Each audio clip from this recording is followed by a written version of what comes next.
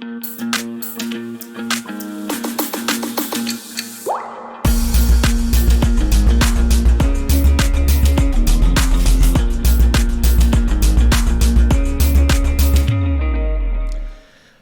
meus queridos, mais um episódio do podcast Programa de Entrevistas e Sabe o Quê?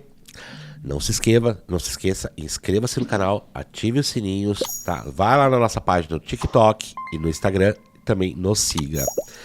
Cada semana uma entrevista inspiradora, do qual podemos curar cegueiras históricas, culturais e acabar um pouco com fake news. Eu sou o professor Altair Prado e as entrevistas estão aqui à disposição, depois lá no YouTube, maratone também.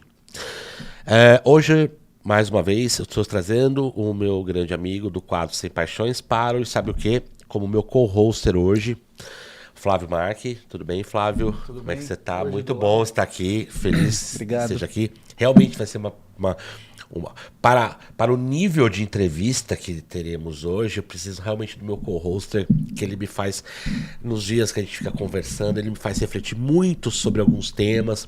Traduzindo, irritando. Também, mas assim, de qualquer maneira, é uma coisa muito importante. Agradeço. Falando rapidinho dos nossos parceiros, a StudyStation, Centro de Idiomas, tem dificuldade de aprendizagem, quer falar inglês, espanhol, português para estrangeiros, entre aqui na StudyStation, o QR Code está aqui na tela. Tem o seu bem, proteja-o, é o seu bem. Carro, veículo, casa, o que você tiver, Prado Imóveis Seguros. Temos agora a BR Soluções, ABS Soluções, que é a nossa parceira com a nossa caneca, com esse logo lindo aqui. E temos também agora a nossa parceira, a Ador, que vai ter um sorteio. Entre lá no Instagram para participar do sorteio, para ganhar um óculos de sol fantástico. Sem mais delongas, eu trago aqui, até assim, eu tô até emocionado, é o Francisco Raso. Os tambores, né? Sim, por favor. Francisco Raso, ele é professor de filosofia, sociologia. Também. É uma pessoa que tem um livro, hoje o tema falará sobre isso, né? Um dos livros, livros dele, é autor de livros, mas hoje eu trago um tema que sempre foi polêmica, continuará sendo, nunca deixará de ser, legalizando ou não. É sobre aborto, ou muitas pessoas falam, para deixar mais suave, a interrupção da gravidez. Se tornou, eu vi muitas mensagens recebendo dizendo, vamos gourmetizar o nome. Depois você vai falar isso pra mim. A interrupção da gravidez. Vamos falar com ele. Francisco, romantizar, né? Eu acredito mais o outro termo, gourmetizar. Porque o romantizar, não, mas o gourmetizar eu acho que mais assim, deixa mais suave, né? Mais do que interrupção. Mais né? interrupção, né? Porque a palavra mesmo já não é muito bonita, né? Então, Francisco, muito obrigado por ter vindo ao nosso humilde canal que está crescendo. E eu espero trazer pessoas como você para cá, para que divulgue mais cultura, história e conhecimento. Pensamento, né? Pensamento. Muito bom, eu que agradeço o convite de pronta entrega, já me entusiasmei, comecei a assistir as suas entrevistas, achei bem inspiradora mesmo. E fiquei muito contente de estar aqui, poder conversar sobre esse tema e deixar o assunto... O mais importante no podcast é assim, deixar fluir. Como que eu posso? Vamos falar sobre o aborto, sobre a interrupção, mas eu preciso saber assim, o que o brasileiro pensa. Então eu fiz alguns vídeos, entrevistei algumas pessoas. Vamos dar uma olhadinha primeiro? Produção, por favor. Tudo bem? Você é a favor ou contra o aborto? Eu sou contra, mas com algumas ressalvas. Quais seriam? Que se a mulher foi abusada, se ela corre risco de morte, ela tem o direito de... como que a gente pode falar? De não seguir adiante com a gestação. Interromper. Isso. Ela tem o direito de interromper porque deve ser muito complexo você ser mãe e gestar algo fruto de um estupro. Agora, por que você não se preveniu? Porque você simplesmente... quer abortar, eu sou contra. Eu continuo mantendo o que já é. Obrigado, viu? Oi, tudo bem? Oi. Você é contra ou a favor do aborto? Olha, eu sou contra até certo ponto. Eu acho que o aborto ele precisa ser legalizado em certas ocasiões. Quais seriam? No quesito se a pessoa é abusada, se a pessoa sofre uma agressão corre o risco de vida, tanto para a mãe quanto para a criança. É o que já está legalizado, né? Isso, eu acho que deveria seguir essa mesma pauta. E com os outros casos? Então, o aborto ele tinha que ser legalizado e ter uma comissão para saber se realmente é cabível ou não. Porque senão as pessoas vão achar que eu fiz uma coisa desprotegida, acabou engravidando. E tem tanta forma de você não engravidar, então eu acho que a pessoa precisa ter um pouco mais de simancol. Obrigado. Olá, tudo bem? Tudo bem? Tudo bem. Você é contra ou a favor do aborto? Eu sou a favor do Por quê? aborto. Porque em países que são desenvolvidos, tá? Já é estatística que o número de mulheres que morriam por aborto ser proibido, ele diminuiu consideravelmente. E aí a taxa também de crianças aumentou o nascimento nesses países, porque o governo também ele ajuda no desenvolvimento, tá? Durante a gestação, ele dá mais apoio. Então você acha que se legalizasse no Brasil virar uma festa? No Brasil ainda teria que ter muita conscientização, sim, porque a gente sabe, muitos jovens iriam acabar não tendo as medidas contraceptivas adequadas e engravidar e acabar realizando o aborto de forma, assim, como festa mesmo, eu concordo. Obrigado, viu? Assim, o natural? Oi, tudo bem? Você é a favor ou contra o aborto? Ué, depende dos casos. Que casos, por exemplo? Depende, são 3. Você tem possibilidade, você pode fazer o aborto para você não dar risco à gestante, para quando o feto em si ele não vai ter como viver saindo da placenta. Esses casos também pode gerar risco à mãe, e nos casos de estupro. Tá. Esses casos, assim, eu sou completamente a favor a fazer o aborto. Se legalizar o aborto no Brasil, você acha que vai virar uma festa? Eu acho que vai virar uma festa. É muito mais fácil você partir para meios de concepção para a mulher. O Estado dá direitos para concepção, para que não ocorra gravidez, e mais informação do que até mesmo você fazer uma liberação geral do aborto. Você acha que então tem que ter uma informação para que não haja a gravidez? Exatamente. Você tem meios e métodos conceptivos que podem ser aplicados que o Estado pode fornecer. Obrigado. Boa tarde, pessoal. João Calisto falando. Eu sou a Regina, esposa do João Calisto, há 27 anos. E juntos, nós temos 2 crianças, que hoje são adultos, né? Que é a Camila, de 26 anos, e o Felipe, de 20 anos. Boa tarde.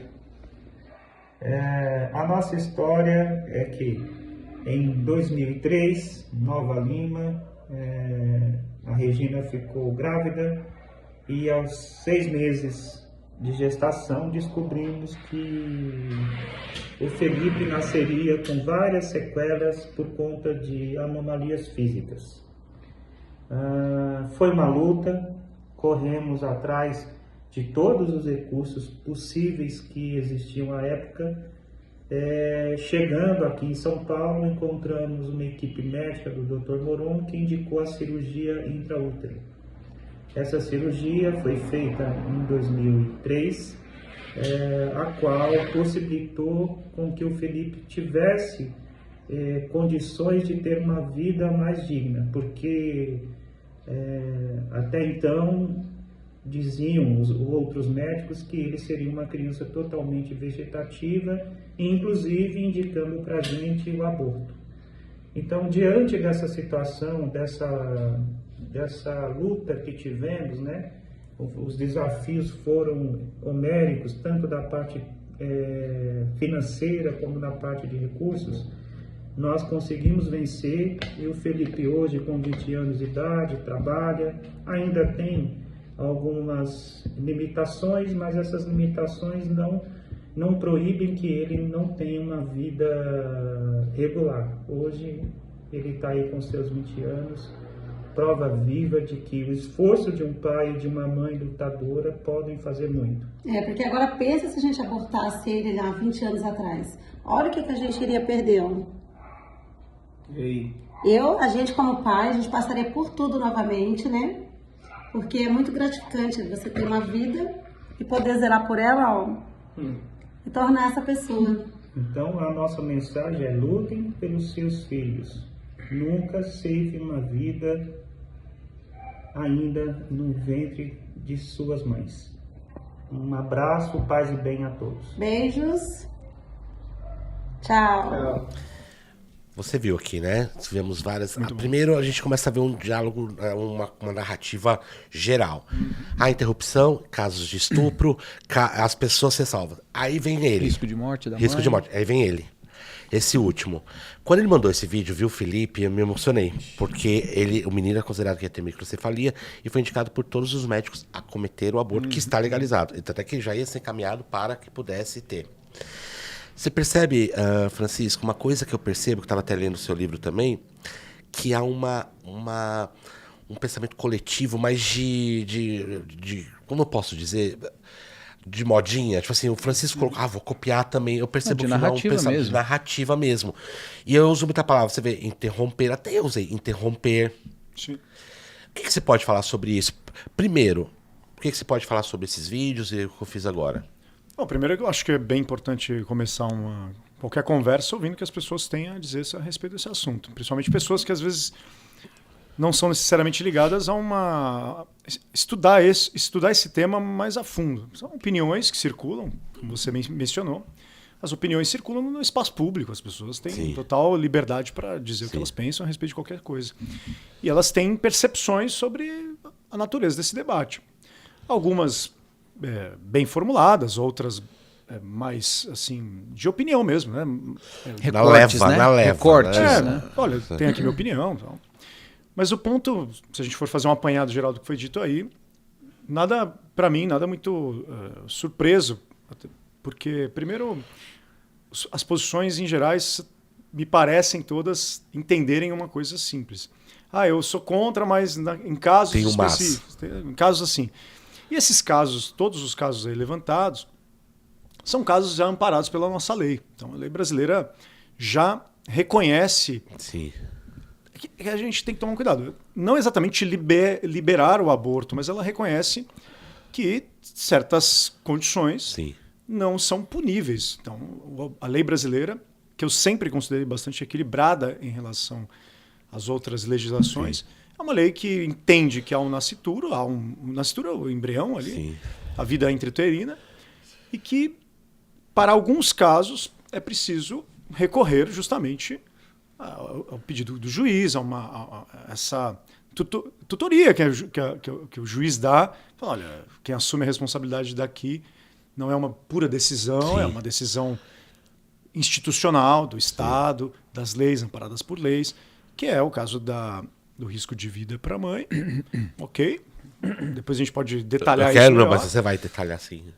A questão do estupro, que me parece a mais sensível, mas tudo bem, o Estado brasileiro também reconhece a possibilidade de a mulher não ser penalizada por isso. Não está dizendo, olha, tudo bem, faça o aborto, mas entende um amparo ali.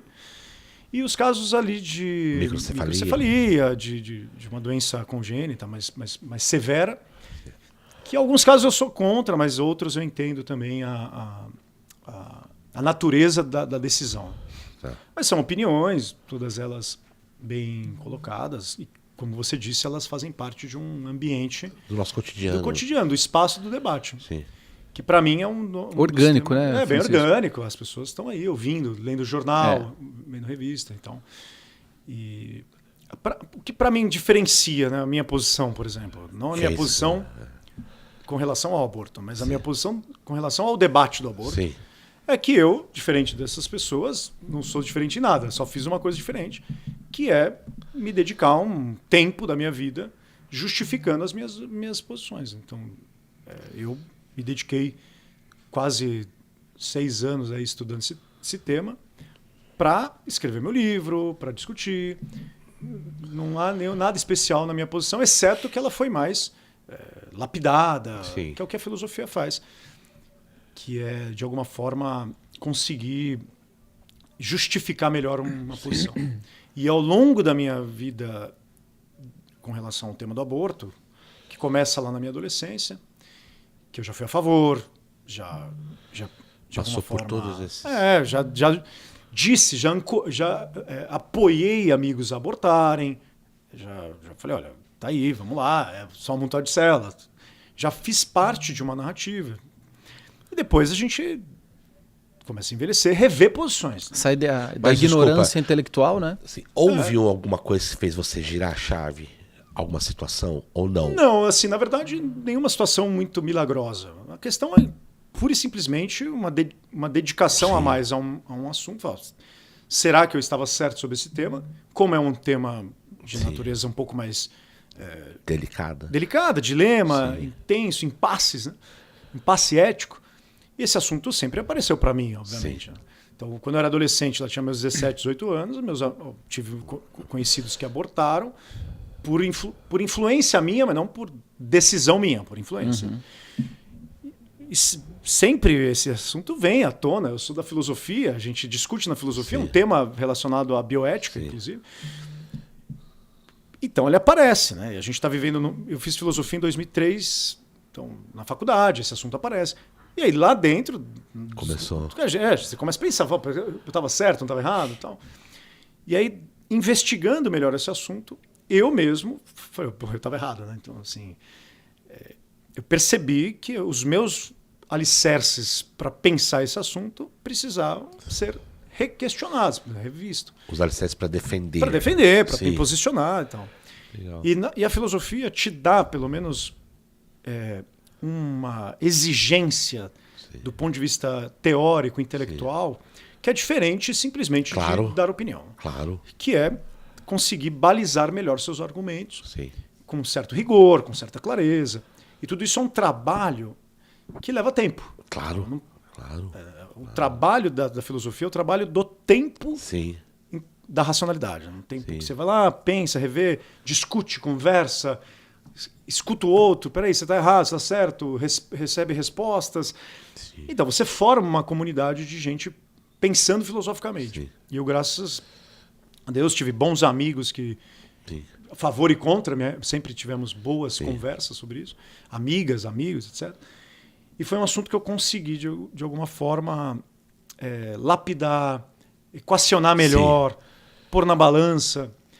Mas sempre, para mim, sempre precisa ser colocado de maneira muito respeitosa, muito tranquila. Que eu percebo eu no não seu sou livro. ativista, né? Não, eu percebi isso no seu livro. Não sei se você chegou, né, Flávio, também. Que assim, você não viu um momento de militância, ativismo, você coloca uma opinião. Infelizmente, as pessoas elas já vão para uma polarização de um lado para o outro. Até porque o seu livro, ele é uma orientação a não aquela mulher que está prestes a ter um bebê ou Sim. querer fazer uma decisão. Exatamente. É antes disso. Perfeito. Certo? Eu acho essa sua colocação, ela define bem o tipo de papel que eu quis assumir no debate. Porque a gente tem muita ideia de que o aborto é sempre... discutir o aborto é discutir decisões e tal, e a pessoa... No calor da no calor coisa. da conversa, no calor das redes, no calor do espaço público e tal. E assim, quando eu era adolescente, a minha posição era uma posição discursiva. Eu estava ali falando para o meu amigo, vai lá e pratica o aborto, porque Sim. tudo bem. E dei uma justificativa. Então, eu não estava tomando decisões. Sim. Eu estava justificando decisões. E discutir o aborto, na verdade, não é tomar decisões, é justificar decisões, seja a favor ou seja contra. Quando eu escrevi meu livro, para mim isso tinha que ficar bem claro que eu não estava escrevendo para orientar alguém Não. a não fazer ou fazer. Mas eu não estou dizendo, olha, você que está passando por esse drama, seja qual natureza for, etc. Esse livro não é para você, porque não é um livro não vai dar nem ouvidos, isso, né? Exatamente, não é um livro de conselho ético.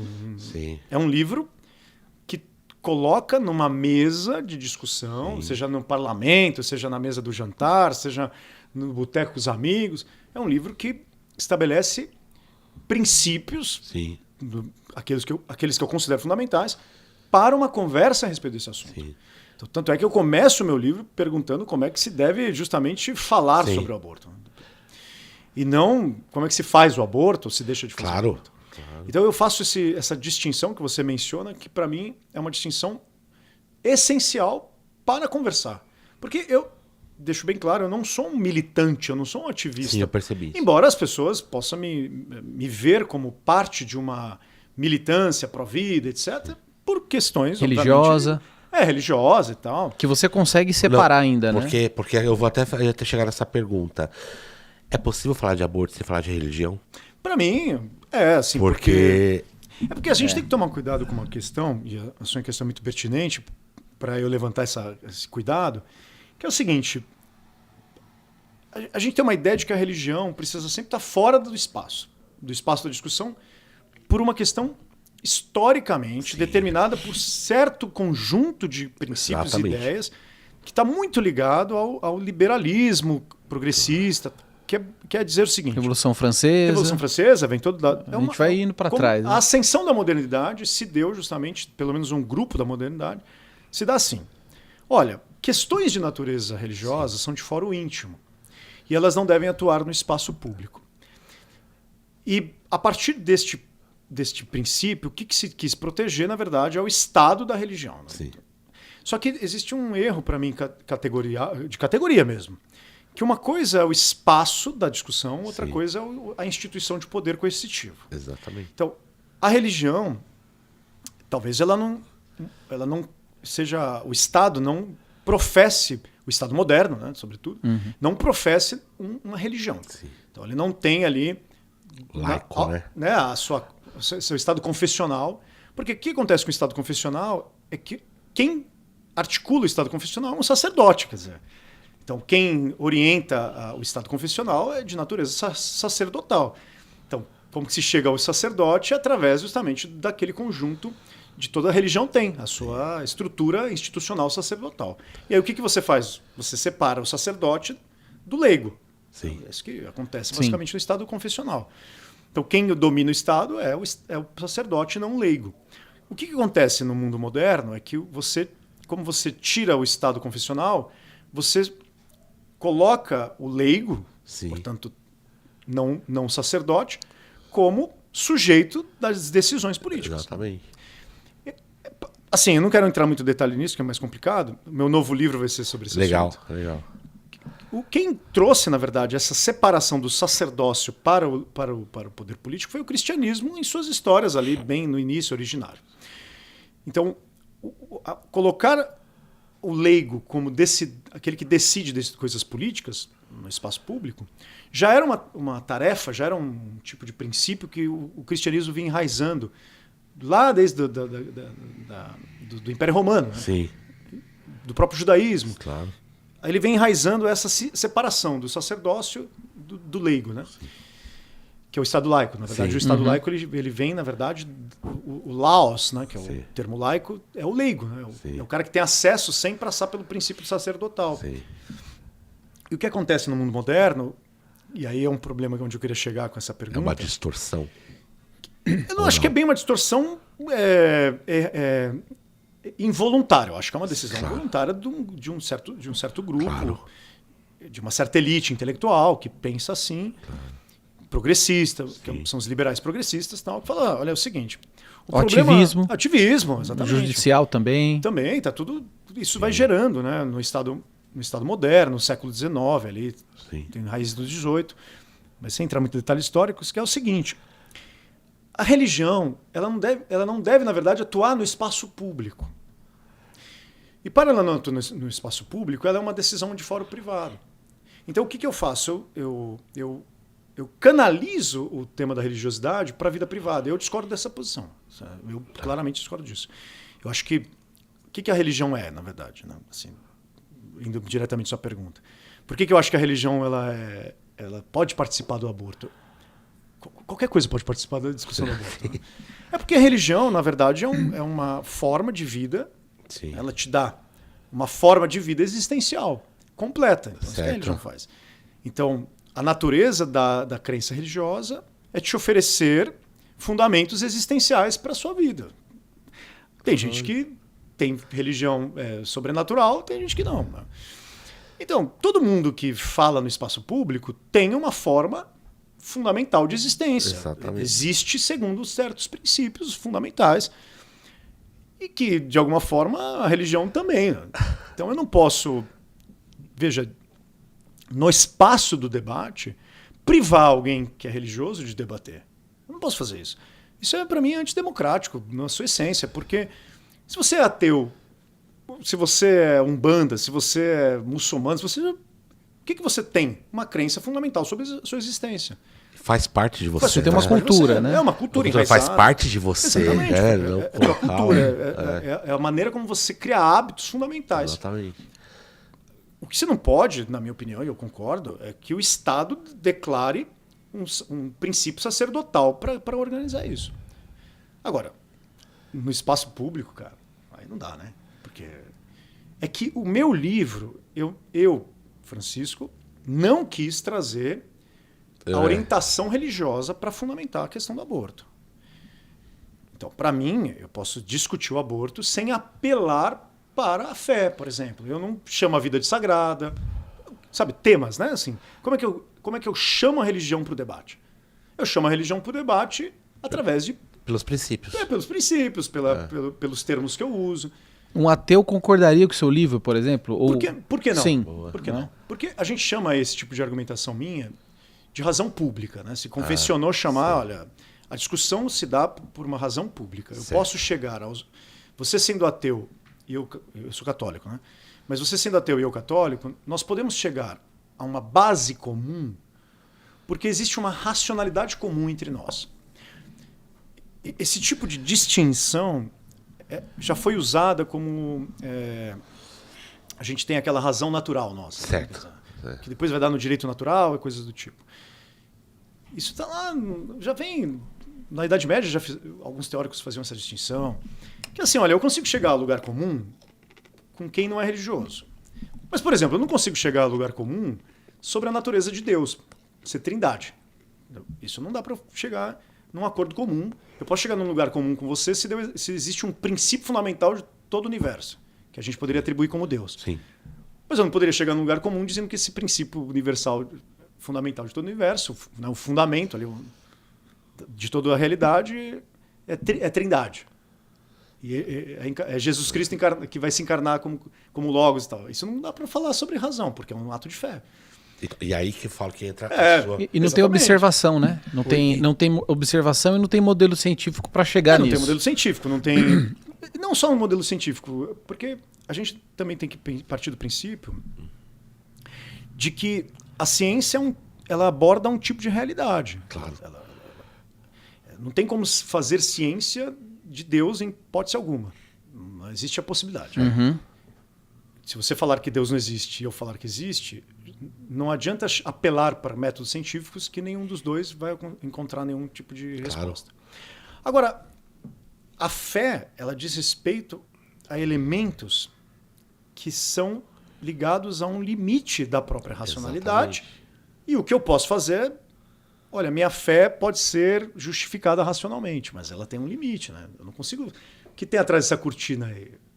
É um ato que... Você acha que a fé é a última instância de notáveis para analisar um caso como aborto, por exemplo? Então eu tenho ali os notáveis do progressismo de hoje em dia, juristas, políticos, e o último, como se fosse como posso dizer? Aquela última instância para definir um assunto tão importante para a sociedade hoje e para o futuro, né? Porque se a gente começa a desenfrear a questão do aborto, o que vai acontecer daqui, sei lá, 100 anos? Qual que é o... Né? Até complementando, Flávio, você complementar, o que eu percebo hoje, tá? Você me disse católico, certo? Católico.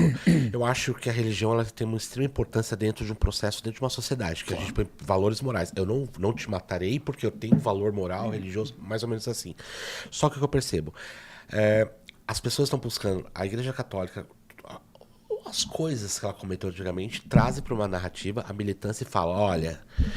Por isso que eles não aceitam nenhum comportamento religioso para falar do aborto, porque eles falam, o que a católica fez? As pessoas não entendem que há uma evolução, concorda? E o Flávio falou, isso é verdade. Então, assim, a militância, você acha que prejudica um pouco? Francisco, deixa eu só colocar um parênteses que aí emenda com isso. Eu sei que, posso estar errado, mas pelo que eu já vi, o movimento, que você falando de movimento, narrativa feminista, era... contra o aborto. No começo era. Sabia dessa? Porque os homens que obrigavam as mulheres a abortar. Quando passou pra mão delas... Quando virou a chave, Francisco? Aí você Na verdade, junta a tudo. grande virada de chave da questão do aborto no movimento feminista se dá na segunda onda, ali, na década de 60, mais ou menos. Que aí começa mesmo. É porque a gente precisa... São muitas perguntas, né? Assim, Por favor. Deixa eu só comentar antes de responder essa, mas eu queria deixar uma coisa para mim, bem clara. Assim. Claro. Eu jamais acho que qualquer debate público, e aqui não é exatamente uma questão do aborto, mas a questão sobre o debate, pode ser distinta de pessoas que são notáveis e de pessoas que não são. Olha.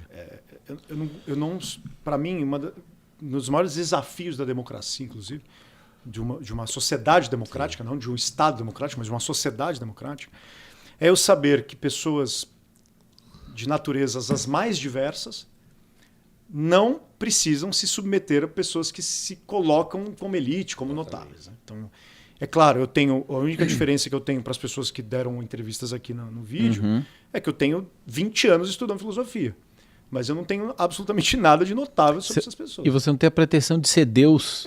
Exatamente. Né? Para decidir pelos outros, quem vive, quem morre. Exatamente. Então, eu tenho uma dificuldade muito grande de me ver como um ungido na discussão. Tá? Eu sou um ungido da discussão. E, para mim, e aí emendando com a pergunta da militância, eu não acho que a militância atrapalhe. Tá? Porque eu acho que todo ato de militância ele expressa para nós o pluralismo que a nossa sociedade é. E nós devemos enfrentar os desafios desse pluralismo.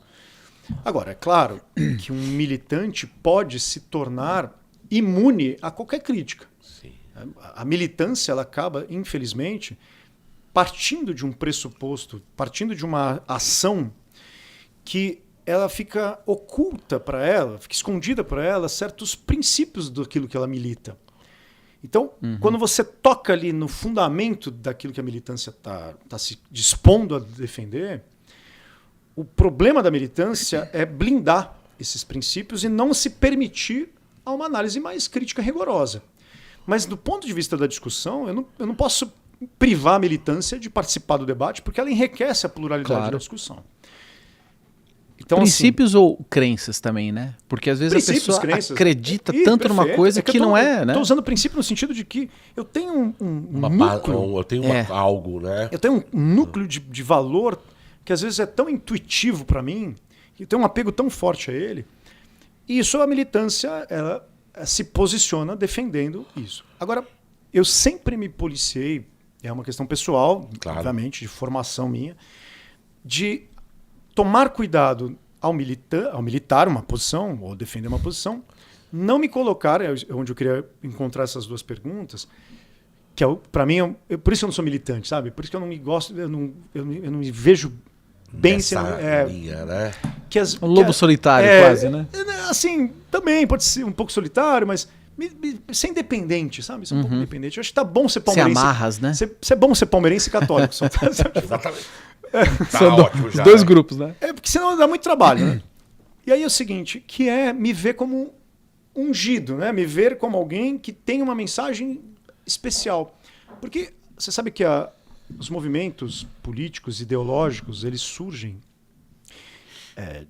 dentro do mundo moderno como substitutos de uma crença religiosa. Exatamente. Então, a ideologia, ela também é uma subversão que, para mim, às vezes, me coloca como alguém que é sacerdócio de uma crença. E eu tenho um pouco opa, não dá, eu não falo nada especial para ninguém, sabe? Eu não sou milagreiro. A hora que eu começar a fazer milagre, sabe? Abrir o mar e falar, vem cá, vamos passar porque eu libertei vocês em nome de Deus, aí beleza. Fora aí. O raso é o cara. Faço um debate, porque você concorda comigo que uma militância é uma crença? De uma maneira invertida. A minha fé é uma crença. Sim. A militância também é. Só que assim, às vezes eu percebo até um lado mais fanático da coisa. Isso prejudica o debate, eu acho. Prejudica para todo mundo, né? Para todos aqueles que de alguma forma são fanáticos, seja o militante ou seja o religioso. Aí eu pergunto, você não acha que a palavra liberdade está um pouco distorcida hoje? É porque a palavra liberdade, é que a gente tem que meditar sobre ela, né? Mas assim, o trabalho da filosofia é lapidar a questão da liberdade. Eu sempre vi a liberdade sob duas perspectivas básicas, né? Assim, não só eu venho de uma uma linha teórica que defende isso, que a primeira ideia de liberdade é você ser capaz de ser livre com relação a si mesmo. Então, aos meus desejos, aos meus impulsos, aos meus medos, que é aquilo que a gente chama comumente, assim, da filosofia, de uma certa liberdade interior. Sim. Que assim, a minha liberdade de poder dizer para mim também não, dos meus impulsos. É muito difícil isso. Sim. Que isso começa lá com a Grécia. Anderson. Que começa lá na Grécia Antiga, com Sócrates. Então eu consigo não ser seduzido pela tentação do poder. Sim. Até escrevi um texto essa semana para o jornal que eu escrevo, lá na Gazeta do Povo, falando daquele filme que saiu agora sobre Planeta dos Macacos, O Reinado. E eu até brinco, falo assim, ó, o Noah, que é o personagem principal, o imperador, ele quer ser um novo César, é um macaco, ele quer ser um novo César, chama Próximo César. Ele captura o clã do Noah. O Noah é um personagem meio ingênuo, aparentemente, mas ele vai se desenvolvendo. E aí o Próximos fala, não, mas eu tô te capturando para te libertar, né? Não tô te capturando para te escravizar. Exatamente. Não tô te capturando para te escravizar. É que às vezes a gente precisa ser um ato, às vezes, violento, né? Mais ou menos isso que ele... Meio marxista isso aí, hein? Ele quer dizer mais ou menos isso, você percebe? Ele quer falar assim, olha, eu capturei teu clã pra gente se proteger dos humanos, entende? A gente tem que encontrar... entendi. A gente tem que... Porque eles querem tomar a tecnologia humana, então você vai ser livre comigo, né? Eu vou te dar tudo, tá vendo? Eu vou te dar tudo. Porque ele mostra, tá vendo? Que tem tudo. Você é livre. Obrigado. E aí o Noah falou, meu... Amigos do rei tem tudo, né? Amigo do rei tem tudo. E aí o Noah falou, não, eu não quero me sujeitar a isso. Então, existe essa liberdade interior de não ser sujeito da tentação. Mas o seu livro é uma maneira que você coloca, eu achei muito legal. Sobre liberdade? Ele especificou bastante que você eu tô falando, eu comecei a ler seu livro e muitas coisas começaram a mudar até sobre o ponto de liberdade. O que é? Porque eu tenho que tomar cuidado com o que é a distorção da liberdade. Porque eu tenho a liberdade de acabar com a vida de alguém? É aí que você, acho que o questionamento foi esse. Porque assim... Tem uma pergunta pra falar sobre isso também? Eu só ia emendar com o título do outro livro dele, que é A Imaginação Totalitária. Isso. Que você falou de narrativa, de movimentos, aí liberdade e essa onda de narrativas que a gente vê, que parece ser de movimentos totalitários que se disfarçam no meio das minorias. Claro, é porque... Certo?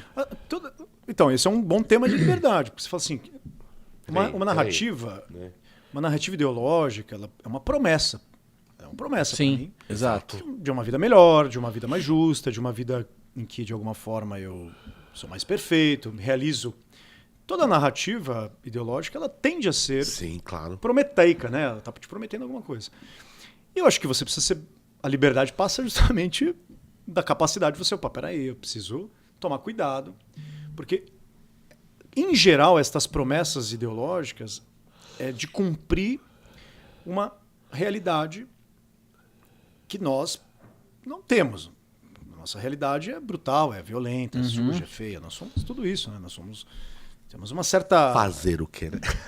Sempre foi assim, né, Francisco? A realidade é brutal. Mais bárbara e hoje é menos bárbara, mas ainda Exatamente. né? Nós temos e as narrativas ideológicas, elas sempre vão, de alguma forma, mostrar que a condição de sermos feios, sujos e mal lavados, né, a condição de sermos bárbaros ainda, é alguma coisa que não está em mim. Certo. Mas que está no outro, né? Que está em algum lugar, está na economia, está na raça, está na... Enfim, cada um tem no CNPJ. Tá no CNPJ, cada um escolhe CPF, o seu... Né? Cada um escolhe o seu inimigo comum. Né? E aí, para mim, a liberdade, ela passa justamente pela capacidade que eu tenho de ser livre na minha vida interior, de não me cair em seduções desse tipo. Esse é para mim o primeiro ponto. Agora, na questão do aborto, a gente tem que tomar cuidado. Onde eu perco essa liberdade? Eu, como mulher... Vamos colocando... Quer apertar sobre isso? A liberdade e o aborto. Liberdade, aí chega a mulher e fala, eu tenho liberdade de escolher... O Flávio falou uma vez no programa, ele falou assim, tá, eu tenho liberdade pro meu corpo, mas e um corpo Estranho. Só que daí já vieram um comentário. Conectados pelo mesmo corpo. Então se torna um corpo só. Então a narrativa é: se é conectado ao corpo só, eu tenho direito sobre esse seu corpo também. Olha, essa coisa de ter liberdade sobre o meu corpo não é totalmente... assim, não é tão óbvio como a gente fala. Porque no discurso do dia a dia lindo, né? parece legal. Tá certo? É assim, se eu, isso aí. É que assim, se eu pegar um aluno ou uma aluna, ou qualquer criança, adolescente, ou uma mulher, etc., que estiver se amputando ali, eu vou ficar... Não, tudo bem. É a sua liberdade, meu exato. corpo, minhas regras. Se eu tô pegando alguém que está se Mutilando, né? Que fala. se automutilando, que é uma preocupação muito grande hoje em dia, Autoflagelo. você vai falar, pô, peraí, não é bem assim. Assim, a gente como sociedade fala assim, tem um problema aí, né? Peraí, existe uma... Ah, então tava seu Tudo corpo, bem, suas regras. não, é que eu tô aqui na minha É. casa, no meu o braço meu é prazer. Ah, eu cortei os pulsos aqui na banheira, tá, legal, tá, vamos conversar até acabar, porque, gente- né? Então, a gente Não sabe é que assim, né? o fato de ser sobre o próprio Isso é moral, não é? corpo... É um então, valor moral. esse é um valor fundamental. Intuitivo de preservação da vida, não é? Exatamente, intuitivo. Você falou Aí, a ó, palavra tá certa. vendo? É isso que eu falei. Como alguém vai contra, Então, né? assim, Quando não é- um o que bebê eu quero- cai no chão de 1 ano, ele põe o quê? A mão. o que eu quero, Ele tá protegendo a própria vida. Sim. o que eu quero dizer é que a questão de ser livre sobre o próprio corpo, ela não é tão óbvia quanto a gente está pensando quando se usa essa expressão para falar do aborto. O que se discute, para mim, que é bem interessante, é quando a gente fala o que é aborto. Para mim sempre foi muito delicado pegar essa palavra aborto e entender o que ela é. Aborto é a tomada consciente no espaço público, né, no debate, tomada consciente de deliberar. Eu estou escolhendo, estou deliberando, estou tentando justificar a interrupção da gravidez, cuja consequência é matar, interromper a vida. Não é interromper a gravidez, é interromper a vida de quem está sendo gestado. Porque a gravidez parece que estou interrompendo minha gravidez. Ah, legal, né? Porque se tivesse um útero artificial, se você consegue eu quero interromper a minha gravidez e pegar o que está sendo gestado, né, o nascituro, E colocar no útero colocar no útero artificial, ninguém fica discutindo aborto. Sim. Por quê? Porque, olha, eu não quero gestar essa criança, esse feto, dê o nome que quiser, e eu vou colocar ele num útero artificial, beleza. Então, o problema é que quando você interrompe a gravidez, no caso do aborto, ela interrompe a gravidez e a vida do embrião. Então, esse é o problema do aborto. E para mim, qual que é o grande problema do tema do aborto, né, do debate do aborto? É que se colocam muitas camadas narrativas, discursivas, para não olhar o caso. Qual caso? Do que estamos falando quando estamos abortando, ou discutindo o aborto? Estamos falando do fato de que o embrião Sim. é ou não uma pessoa. Sim. Esse é o problema. Ah, mas é uma vida. Não, gente, a vida porque amendoim é uma vida, meu fio de cabelo é uma vida. Tudo vem O da câncer vida, é né? uma vida. O câncer é uma vida. A biologia, ela fala, mas ela não diz a outra parte, né? A principal, da vida mesmo. Ela fala, é um ser vivo. É um ser vivo, é porque o termo vivo, ele é um termo vida, na verdade, é um termo que tem duas possibilidades no discurso. Uma é um fenômeno biológico, é um fato biológico. Assim como meu cabelo é uma vida, minha unha é vida. Amendoim, a própria madeira aqui, etc. Então a vida como fenômeno biológico, um fato biológico. Só que a gente usa o termo vida para além do fato biológico. A gente usa o termo vida como valor também. Entendi. Estou vivo. Sabe que você vê um time do Palmeiras jogando mal, não tá animado, tá sem vida. A gente usa não, por quê? Porque a vida também ela é a energia. Né? A questão da, pô, você tá meio mortão hoje. Não, tô vivo. Então, a vida é representada também na ideia de ter um valor. Claro. Só que o que acontece? Na questão do aborto, o embrião, o que a gente tem que considerar para encurtar todo o debate, não é se ele é vivo. Isso daí já está resolvido. É saber se ele é uma pessoa. Esse é o problema.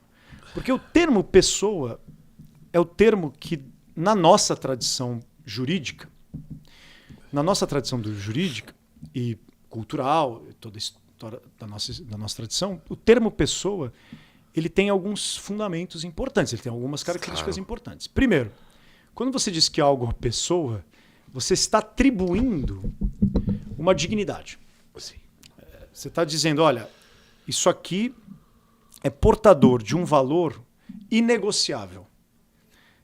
Então, quando você diz que isto é uma pessoa, eu estou dizendo que esta entidade, ela não se reduz a nada, ela é uma entidade única, né? Ela tem uma singularidade. Não importa de que natureza. Ela pode ser material e imaterial, tá? Isso aí é uma obra de arte, ela pode ser enfim.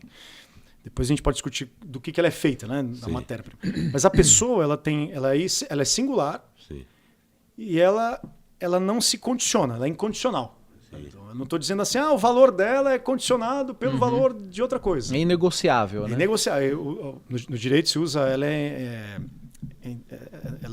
intransferível, né? Ela não tem, não tem como dar essa... Claro. Não é um valor de troca, né?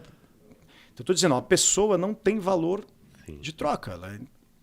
Por isso que quando a gente fala assim, a redução que se faz do ser humano a uma coisa permitiu a escravidão. Sim. Exato. Ele é um objeto... Sem alma. Tem alma, mas é vivo. É um objeto vivo. Né? Os cavalos são vivos. Então, a discussão que tem sobre escravidão era... Bom, então o escravo... Ele é o escravo de guerra, cuja sua dignidade foi reduzida a um objeto. Então, eu posso reduzir esse valor. Né? E olha que interessante você falou, Francisco. Você não falou da cor de pele. Porque a escravidão... Que ela não é... Essa é recente. Muito antes. Os árabes o mundo que escravizavam muito sempre teve. Sim, sempre existiu escravidão. E aí, os europeus foram escravizados, enfim. A questão a questão da escravidão, ela ultrapassa a questão de cor de pele. Sim. Né? A escravidão sempre foi política, né? Sempre foi de dívida, né? Política, de guerra, mas enfim. O que eu quero dizer sobre o embrião? A pessoa, que é uma pergunta difícil, né? É uma pergunta que, assim, aí você precisa se dedicar um pouco tempo para pensá-la. Porque ser pessoa, você pode descobrir sem nenhum grande raciocínio intelectual. Sem nenhum. Tá. Eu não quero dizer, por isso que eu estou dizendo, eu não quero que... eu sei da questão do aborto porque eu estudei bastante. Não. Se pegar o Zé lá do fundo do Maranhão... Claro. Ele é capaz de... os entrevistados aqui, aquele casal que apresentou o filho... Sim. Não me parecem pessoas dedicadas à filosofia. Não me parecem estudiosos de filosofia. Mas você percebe a força intuitiva que eles tiveram em compreender... E a fé. Fé, a compreender que o filho deles era uma pessoa. Porque ela não é um sentimento, hein? Eu quero deixar bem claro aqui. Esta compreensão, a autocompreensão de estar diante de alguém não é um ato do sentimento. É uma intuição da racionalidade. Entendi. Um ser racional é capaz de tomar esta autopercepção, né? Eu estou compreendendo, de que quando minha esposa está grávida, uma mulher está grávida, ela só pode estar grávida de alguém. Assim, eu sei, a inteligência, ela é capaz de compreender que é um outro ser humano. Que é um outro ser humano. E grávida é grávida de alguém. Que se tornará um adulto, se tornará uma pessoa. Ou seja, uma pessoa. E que já vai ter um nome dado pelo... Ou seja, tudo simbolismo. Já deu um nome. Você já pode dar um nome. Exato. Você pode chamar de outro. Comprar roupinha da cor. Coisas assim. Escolher o time do coração. Corinthians. Você pode falar pra tua sogra que ela vai ser avó. Pro teu irmão que ele vai ser tio. Teu plano de saúde já pode ser alterado. Alguém que fará parte de uma família, de um contexto. Exatamente. familiar, alguém que você já... Alguém, olha, né? Eu já tô que usando você... Não, perfeito. Alguém que você enraiza numa comunidade familiar. Claro. Então, isso para mim, eu não preciso de intelectual. Percebe? Eu não preciso de ativista, não preciso de ninguém fazer isso. O que eu preciso, na verdade, é o contrário. Para justificar esta percepção de que ele não é uma pessoa. Aí eu preciso de teórico. Sim. Porque os pais que perceberam que o filho era alguém, ainda que privado de uma certa capacidade, como se todos nós não fôssemos privados, né? Todo mundo tem uma privação. Os pais que sabiam que tinha um filho vivo e que teóricos, médicos, cientistas, ativistas falam, não é vida. Tranquilo. É melhor isso do que... Percebe? Esta posição de dizer, não, ele não é vivo, ele não é uma pessoa, ela é pós-teórica, ela já é teórica, ela é uma elaboração teórica. Percebe? Isso para mim sempre foi muito... A última parte do meu livro é sobre isso. Sim. A posição pré-teórica, o que é, né, essa intuição humana fundamental de saber que eu estou diante de outro, eu não preciso de filosofia, eu não preciso de ninguém me ensinando isso. É orgânico, né? É orgânico. Uma criança, tirando o fato de uma criança não ser psicopata, né, que é um problema... Aí é patológico. É né? patológico, mas Jeito, uma né? criança consegue identificar no seu desenvolvimento certas verdades da realidade. Ela consegue perceber no começo. Vamos pegar um caso de física aqui. Se eu pegar um copo desse, um copo maior, e esse copo achatado e o copo compridinho, uma criança vai olhar e falar assim: ah, mas o copo cheio aqui, esse daqui tem menos água que o copo maior. Sim. Uhum. Ah, é verdade. Aí a criança vai lá. Ah, mas se eu virar, ela percebe que Que é igual. é igual. Vamos. É a forma, né? Aí ela começa a identificar realidades que são intuitivas. Ah, caramba. Ora, a questão da percepção que eu tenho de estar diante de alguém também é intuitiva. Se eu chegar para minha filha de 9 anos e falar assim: mamãe está grávida. Cara, ela não precisa de um professor de biologia. Ela não precisa de um padre, ela não precisa de um pastor, não precisa de uma militante, não precisa de um militante, não precisa de ninguém. Fala assim: nossa, eu vou ter um irmão. Acabou. É natural. Por que ela auto-percebe que ela vai ter um irmão? Porque ela tem uma capacidade de compreender a realidade, tal como a realidade se apresenta. Sim. E isso, para mim, que é o fundamento de uma discussão que precisa ser, a gente chama de, na filosofia, uma filosofada aqui, Por favor. é a redução fenomenológica. Né? É o fenômeno que se apresenta para sua consciência de maneira imediata. Enfim, não quero ficar gastando gramática de filosofia, mas é para as pessoas entenderem que tem um termo. É importante. Agora, se eu vier aqui e falar assim, pode reparar o esforço titânico. Né? É um esforço titânico. Fala, não, veja bem, mas não é uma pessoa. Mas por que não é uma pessoa? Não, porque a pessoa, ela precisa, aí vem os detalhes. Queria te perguntar, porque eu já ouvi comentários que continuam nesse gancho, viu, Flávio? Falar assim, mas não sente dor, então pode tirar. Outra coisa, mas não tem consciência, então enquanto tiver consciência não pode. Aí me voltou o caso. Então se uma pessoa nasce, o pai deixa uma criança nascer comigo com cefalia, ela deixa de ser uma pessoa porque ela não tem a consciência. Você percebe que entra numa questão aí... Então, aí volta naquilo que a gente falou. Somos deuses pra dizer, não, você vai ser meio ser humano, então já... Exato. Não, mas assim, a militância fala assim, mas peraí, não tem consciência, não sente dor, então dá pra tirar. Só se considera uma pessoa quando sente dor. Então, Eu mas já ouvi isso. Então, quem tá falando isso é o Deus, homem. Exatamente, você está atribuindo, eu gosto dessa observação, você está atribuindo a alguém, estou me auto-atribuindo, na verdade, a uma espécie de senso de nobreza, para dizer, olha, o que faz ser uma pessoa e o que não faz ser uma pessoa. Ah, ser consciência. Ah, então tá bom. Então, mas o que é consciência? Ah, aquilo que eu defino, sentir dor. Então, assim, é muito fácil você debater desse jeito, você percebe? Porque se eu declaro que o ser humano é sentir dor ou não, sem muita discussão, peraí, não é bem assim, né? No espaço público que as pessoas manifestam suas ideias, a primeira coisa que eu perguntaria aí é, vem cá, mas o que é consciência? O que é consciência? Ninguém responderia. Mas as pessoas falam, não, consciência, veja bem. Não, veja bem não. Você está dizendo que o critério que determina a dignidade de uma pessoa é de ser consciente. Então, a primeira coisa que você precisa me fundamentar, como declarante de uma posição, é me dizer o que é consciente. Ah, mas veja bem, você é fascista. Tal. Não, você levantou a bola. Que você não ter consciência, então defina, né? Não, mas não pode ficar irritado. Mas assim, você tá tendo uma inteligência emocional maravilhosa, porque isso me irrita. Mas olha o que você falou aí. A pessoa argumentou, não ter consciência, então pode.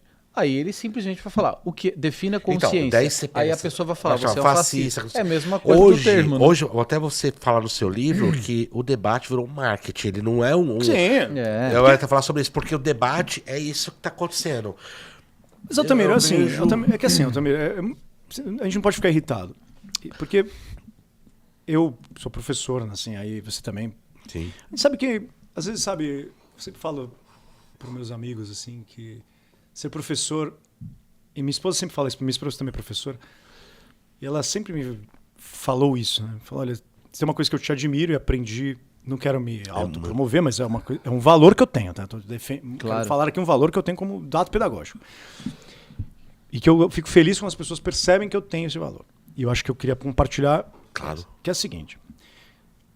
Você sabe como que é a sala de aula. Cara, às vezes você tá lá, empolgado, falando de uma coisa... Hoje eu gastei aqui, né? Gastei, que pra você é o ápice. Você, meu, que Aí aula. você olha pra eles, eles Muitas vezes acontece comigo, né? Que aula, cara, que aula. Aí o moleque pergunta... Pro, eu não entendi aquilo. Hã? É aquilo? Mas o quê? Aí você vai ver, cara, é uma pergunta do tipo... Nada. A sílaba, sabe, de tom, sei lá, sabe? Uma pergunta idiota, assim. O que eu tô assim, fazendo aqui? Fala, caramba, cara. Ou aquela pior, você tá lá, posso ir no banheiro? Sabe, tipo...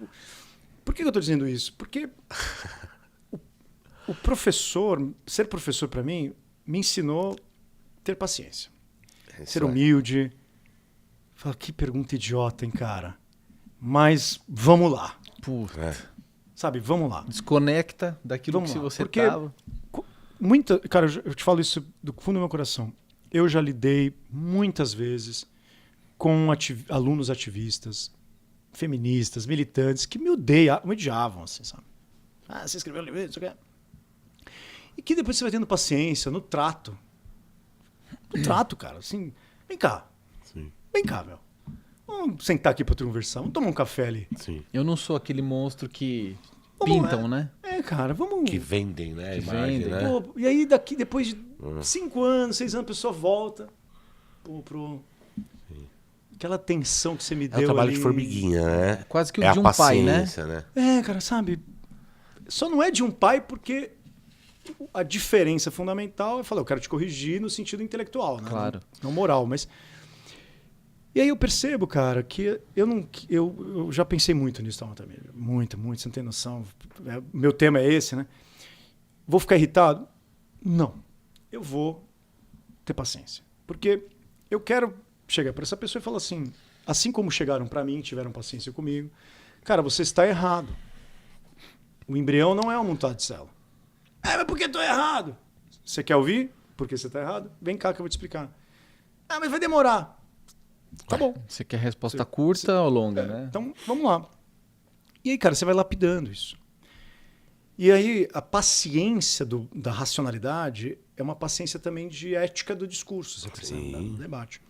Por isso que, para mim, quando eu pergunto, o que é consciência? O que é ser uma pessoa? Não tem outro jeito, cara. Não adianta. O tema do aborto, para mim, só vai se resolver... Na verdade, ele não vai se resolver nunca, para mim, mas assim... Eu também acho. A gente vai chegar a soluções, a consentimentos democráticos, na hora que tivermos paciência, cara.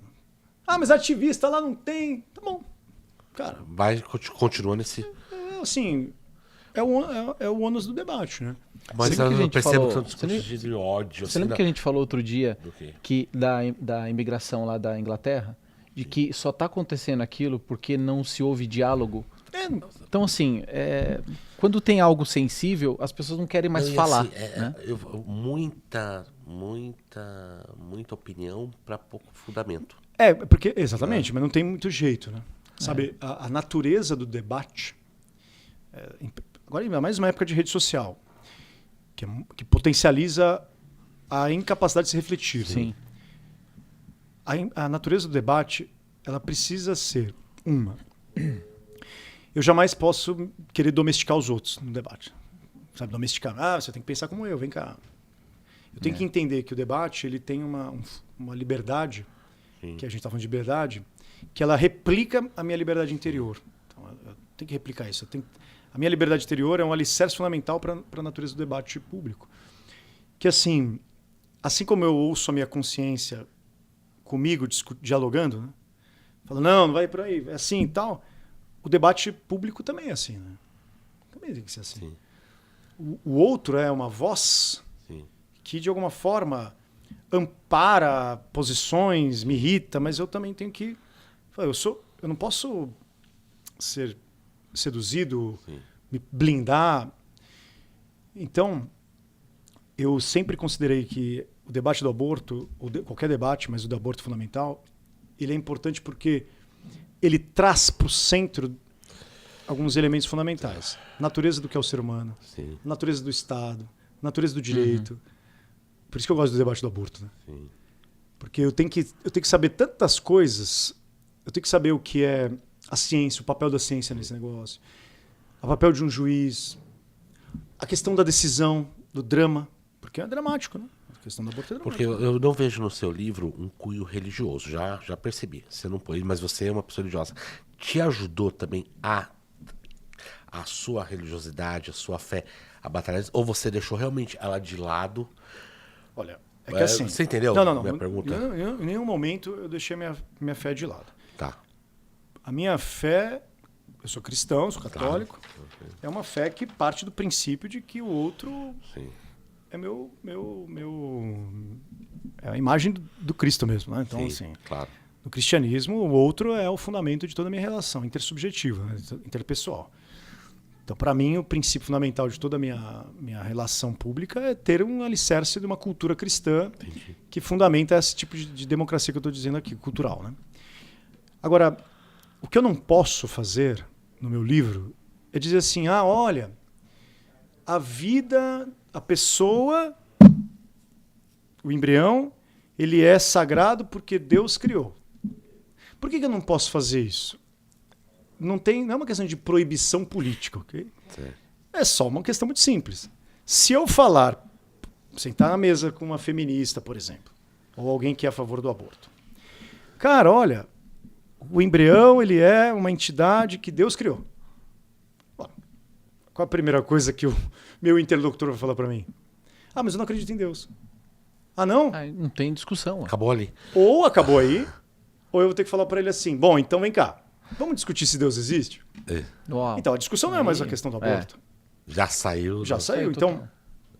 Então, o que eu quero dizer com o tema do meu livro, você não vai ver questão de religião, etc. É porque eu não fico apelando para um lugar que não é comum a conversa. Sim. Porque acaba indo para outro campo. Para outro campo. Assim, cara, eu não posso falar para você de uma conversa que não é a nossa, sabe? As suas desculpas. Quer falar alguma pergunta? Não, pode seguir. Uma coisa que eu percebi, você falou lá no livro do governador do Rio de Janeiro, o Sérgio Cabral. As pessoas, elas acham que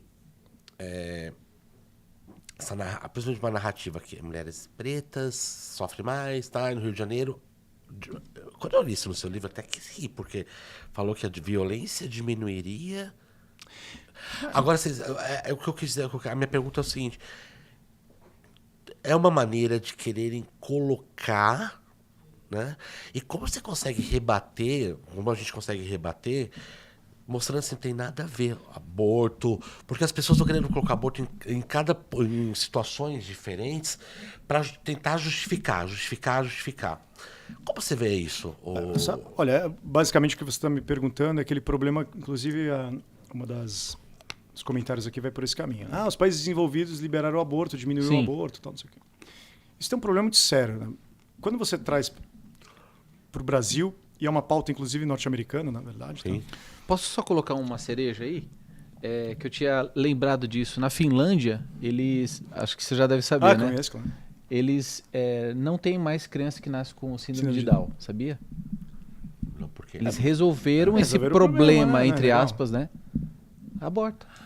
Você detecta no intrauterino Finlândia. e você aborta. Finlândia. a seleção, né? É uma seleção. Então, e o nome disso é que a gente não gosta de usar esse nome porque, nossa, né? Assusta um Mas pouco. qual que é o nome? Mas o nome é uma neo-eugenia, é um tipo de eugenia. É isso aí. Sim. Então, quando você... Eugenia, que tá aqui no livro também. É uma espécie de eugenia. É porque a eugenia sempre esteve muito associada ao darwinismo social e depois vai ser introduzido pelo sistema de crença do nacionalsocialismo lá na Alemanha. Mas, na verdade, a eugenia não é uma criação nazista. Sim. Nem a neo-eugenia. Nem o próprio logo dos nazistas eram deles, criados eles. Era meio hindu, Assim, sei lá o ela quê. não tem... É porque a eugenia é uma questão que vem da Inglaterra, depois vai para os Estados Unidos, enfim. O que acontece? Quando você diz... Eu vou pegar o caso do Brasil para a gente focar nele. Quando você fala assim, tá vendo? As mulheres pretas e pobres abortam, já abortam, elas sofrem mais. Sofrem mais, morrem mais. Morrem as mais. brancas ricas. Então, peraí. Então você está dizendo para mim...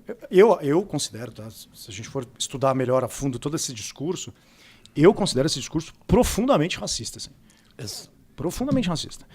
Porque, cara, primeiro que você está querendo solucionar um problema social categorizando grupos por níveis de identidade racial e de classe.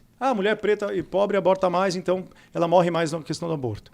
E você não está dizendo para mim o que leva aquela mulher a abortar, fazendo uma investigação detalhada daquela pessoa diante de seus dramas, não da mulher preta pobre, mas da Dona Maria, da Juliana, da Beatriz, que estão passando por uma questão difícil que a gente não sabe. Né? O teórico não sabe, as estatísticas escondem isso. Né? Elas não vão olhar para... Ela fala mulher preta é pobre. Ela não vai falar assim, vem cá, essa mulher aí... O marido dela, o companheiro dela, como é que ela ficou grávida?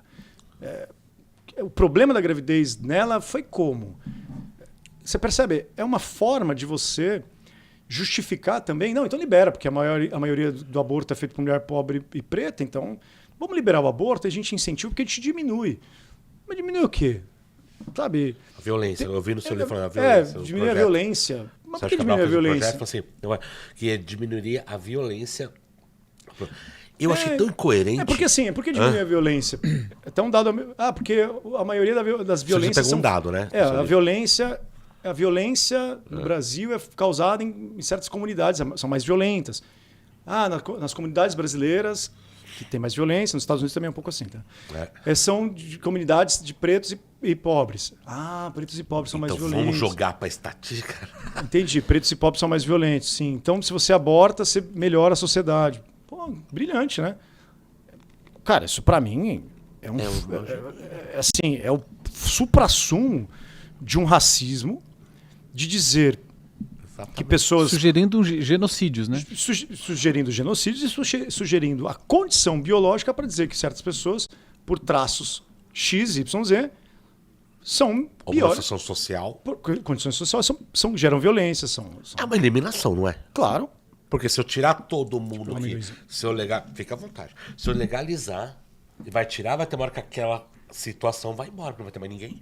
Isso é para mim, é um sinal de incompetência total de um Estado ausente. Claro. Tá vendo, Francisco? Aí você coloca jurista para definir. Aí você vai lá para os 11 e os 11 definem o papel que... Ele acabou de falar uma eles coisa. não foram votados para estar ali para decidir uma coisa extremamente sensível e orgânica das pessoas. E ele agora eu fazendo a pergunta, porque eu fiz essa pergunta no livro, você deixou o dado, eu achei absurdo. Você falando agora, você fala, peraí, indiretamente eu vou eliminar tudo isso e o mundo vai ficar belo. O que aconteceu na Finlândia, que eu falei agora. Vou dar um exemplo. Só que lá não separaram por cor, né? Simplesmente falaram... É o doente. Eu sou um normal, você não vai ser muito normal, então vamos eliminar você lá, logo no início. É porque a gente tem no mundo moderno, do progresso moderno, a gente tem um horror ao doente. Que venha com saúde. Um asco, né? A frase como é? Que venha com saúde. Você não vier, então dane-se. Aquele que sofre. Né? A ideia do sofrimento no mundo moderno, que não é tão óbvio assim no mundo antigo. A ideia do sofrimento ela é mais complexa. Né? A ideia do sofrimento no mundo moderno é uma ideia que causa tremenda repulsa. No mundo antigo também, tá? Mas a gente sabe que o tema de você ser decadente, sofrer e tal, ele é um critério da normalidade baseado no critério da ciência moderna. Então, fala assim, normal é um problema científico. Claro. Então, o que eu estou chamando de normal? Aquele que é saudável. Por quê? Porque ele gera justamente uma sociedade saudável pela normalidade científica que os critérios de uma ciência deram. Se você pega, por exemplo... Então, eu falo assim, então a gente vai fazer o seguinte, tá vendo? A normalidade da saúde condiciona também sociedades mais violentas. Então, eu junto ambientes mais grotescos, de guetos, de cortiços, né? Bem aquele realismo social que foi denunciado e tal por alguns escritores. Aí eu olho aquilo e falo, tá vendo? Nesse ambiente doente, decadente, sujo, nesse ambiente eu produzo um tipo de vida decadente, suja, etc. Então vamos eliminar? Então a gente faz o quê? A gente higieniza. Como falou da França, lembra? É, A gente nas faz um Olimpíadas. processo de higienização. Então, o processo de higienização, ele é um processo de natureza científica moderna, de Sim. trazer o progresso pelo critério da limpeza Sim. e tal. Ora, a limpeza, a higiene, ela vai me dar uma vida mais bonita. Ela vai... Sim, eu vou ver a vida... Cara, você anda ali em São Paulo, tá vindo pra cá, você tem aquelas praças que estão dominadas pela Cracolândia. Cara, não é brilhante você passar ali? É uma ideia brilhante você passar ali falando, o que eu posso fazer com essas pessoas? Ah, vou meter tudo num campo de concentração, de extermínio e limpo aquilo. Ou melhor, vou privar que as pessoas nasçam. É uma ideia muito boa, cara. Assim, do ponto de vista... Acaba aqui. Do ponto de vista racional, ela é brilhante, cara. Porque ela é simples, ela é clara, ela é eficaz. Percebe? Ela poupa recursos. Mas eu acho que as pessoas não têm consciência de que você está falando. Vendem a imagem, vão fazer o aborto com uma coisa ideológica, bonita, mas na real é uma coisa inconsciente que você está Não, falando. mas é porque o cálculo... É O perigoso. cálculo da higiene, ele Não é claro. Não é perigoso isso? Então, é claro que é perigoso, porque... Porque assim, Flávio, vamos defender o quê? Você tem direito a ter uma vida digna. Mas ele falando, inconscientemente, vamos limpar para ficar legal? Mas é porque a dignidade, então, porque a vida digna, nesse caso, ela está muito associada à vida limpa, Exato. à vida higiênica, à vida saudável. Que essa modernidade da medicina trouxe também, Isso né? que o mundo... Exatamente. Isso, que a modernidade da medicina. Que uma parte da medicina, né? Não toda ela, mas uma parte do progresso médico partiu do princípio de que ser saudável, Sim. ter saúde, gera melhor sociedade. O que não é todo errado, entende? Não é Sim, todo não. errado, porque é quase que uma cadeia Sim. de causas e efeitos Não, agora lógicos. não, obrigado. O que a gente tem que perceber é que quando você fala da natureza do ser humano, da pessoa humana, Sim. ó, vamos pensar, lembrar um pouco do caso dos leprosos no mundo antigo, lá do mundo hebraico. Né? O caso dos leprosos é um caso bem emblemático, porque o caso dos leprosos é justamente você tornar o doente em exclusão. As sociedades antigas tornaram o doente em exclusão. Então, por quê? Porque é um raciocínio lógico, né? Eu não posso me misturar com ele. Ficarei igual, ficarei igual. Ele transmite. Não conhece os princípios médicos que orientam aquilo e tal. O que o cristianismo fez, né? Assim, do ponto de vista da cultura cristã faz? Consegue identificar no leproso uma identidade pessoal. Sim. Então, isso para mim é um ganho na cultura cristã. Sim. Você pode falar, eu não sou cristão. Tudo bem, não tem problema não ser cristão. Não vou na igreja, não tem problema nenhum. Mas nós não podemos negar um dado da história. Total. A cultura cristã viu no leproso um portador de dignidade, não de uma doença. Porque ele é portador de uma doença, mas antes ele é digno. Ele é um ser É humano. o valor que você falou antes. Exatamente. Então, eu não posso simplesmente eliminar o leproso porque ele não é normal. Sim. Então, no cristianismo, o ato cristão supremo do Cristo não só é não eliminar o leproso, como ressuscitar o leproso. Sim. Que no caso do Lázaro, né? Sim. Sim. Então, isso para mim é muito forte, porque eu estou subvertendo uma ordem da racionalidade das coisas, né? O mundo da higiene moderno, ele é mais radical ainda nesse caso. Sim. Né? Ele é mais radical do que o mundo da antiguidade. Exatamente. Porque ele consegue estabelecer critérios médicos Sim. para o leproso. Né? Sim. Então, não é um problema religioso, ele não tá punido por não é um problema de sagrado, é a medicina. E aí, cara, assim, nós vivemos a nossa sociedade, ela é pautada no princípio da perfeição racional. Exatamente. Ficar bonito na internet, ficar bonito na academia. A gente gosta, a vaidade é um negócio fundamental. Mas, no caso da questão do aborto aí, o apelo que se faz, sabe, até um jeito de falar, cara. Ah, mulher preta, pobre, não sei o quê. Até o jeito, você percebe, de categorizar os outros. É uma elite que está categorizando as pessoas simplesmente por suas condições étnicas e sociais. Assim, por isso que eu falo isso no meu livro. Sim. Eu não acho que... Não posso admitir um negócio desse. E quero trazer outro exemplo, que eu gosto muito, na verdade, desse exemplo, e eu acho que tem a ver com isso. Tem um filme... Eu gosto muito de usar filme, tá? Eu acho ótimo. Eu acho ótimo. Tem um filme que eu gosto muito, é uma série, inclusive, virou. Qual nome? Que é aquele The Pusher lá, O Justiceiro? O Dexter. Não é o The Pusher, eu tô confundindo. É o nome, na verdade, em português está como Noite do Crime. Sei. Que tem uma noite.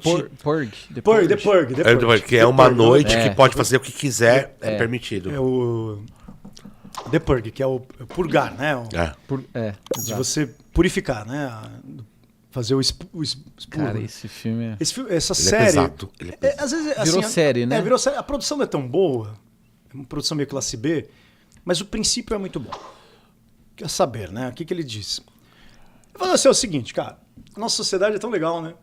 Olha que sociedade linda, maravilhosa, tal, os vizinhos se amam, tudo é limpinho. É bem legal, assim, a série. Só que o preço disso é durante uma noite do ano... Você pode fazer o que você quiser. Eu refundei a sociedade, praticando qualquer crime. Então, eu pratico qualquer crime para viver o resto do ano sem crime nenhum. Qual a mensagem? Não é genial a ideia? Acho que até no primeiro filme que lançaram tem a estatística, né? O desemprego caiu absurdamente, os crimes caíram. Ou seja, o que é melhor? Deixar todo mundo... Deixa o instinto falar? Com uma lei 24 horas por dia, 365... Ou deixar um dia... Ou um dia só para todo mundo Aí o resto descarregar, obedece né? a lei. Aí o resto obedece. Não é legal? Eu acho tão forte Você cria um aquele filme. sistema de eliminar pessoas para que elas se... hoje eu matei. Eu tô ótimo o resto. E o resto do ano não tem mais. Então, eu não gosto muito desse raciocínio que diz assim, tá vendo? Olha, os países desenvolvidos... Eu acho que esse raciocínio ele falha algumas questões. Os países desenvolvidos, eles permitem o aborto. Então, o aborto lá diminui. Mas porque vem aquela coisa de, eles são mais inteligentes que nós. Então. São mais evoluídos. Mas assim, como você... Mas a preço do que eu estou dizendo que... As pessoas defendem muito. Países envolvidos... Até tem um historiador que eu amava muito, que hoje eu já não consigo mais nem assistir mais um episódio dele, que ele fala, eu tinha que ser o Brasil, porque países envolvidos ao aborto é eliminado. Por que eles justificam tanto isso? Assim, será que é tão assim bom? É o que a gente estava falando, né? Não é. Reduziu na verdade, eu sempre brinco com essa fala, porque Pega aqui mais ou menos. É engraçado, né? O país que você está chamando de desenvolvido foi o mesmo país que ontem era o colonizador, né? Pois é. Exatamente. Então, assim, pois é. O país desenvolvido, nossa, esses países aí, até se você vai pautar esses países para outro caso que não o aborto, ele é o colonizador, é o branco colonizador. Então, beleza. Então, ele é o horror. Eu falei uma coisa pro Flávio que assim, por exemplo, eles trazem narrativas das antigas para que se adequem para que o diálogo, para que o discurso seja bacana. Né? Países desenvolvidos, hoje desenvolvido. Aí qualquer coisa que aconteça, branco colonizador. Eles usam na maneira tá certo e não tem por exemplo, razão. o país desenvolvido legalizou, então peraí, eu vou usar esse discurso. Pô, a mesma coisa, cara. É que eu vou entrar em outras questões, por exemplo, Che Guevara. Porque daí eu tenho um senso. Porque eu pessoalmente acho a lei brasileira bastante interessante.